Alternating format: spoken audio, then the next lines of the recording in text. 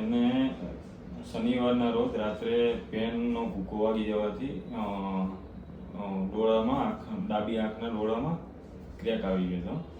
તો એના લીધે પછી અમે બીજા દિવસે મોરબી ગયા અને ત્યાંથી અમને રિફર કર્યા રાજકોટ.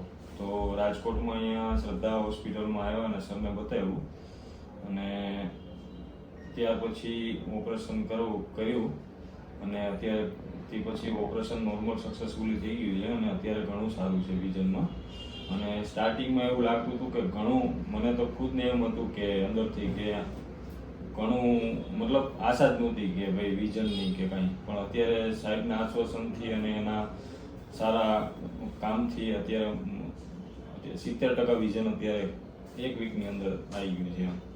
અને અહીંનો સ્ટાફ પણ બહુ વ્યવસ્થિત છે અને પૂરો સપોર્ટ મળ્યો છે અમને, પૂરો જ્યાં સુધી અમે એડમિટ થયા અને ડિસ્ચાર્જ સુધી.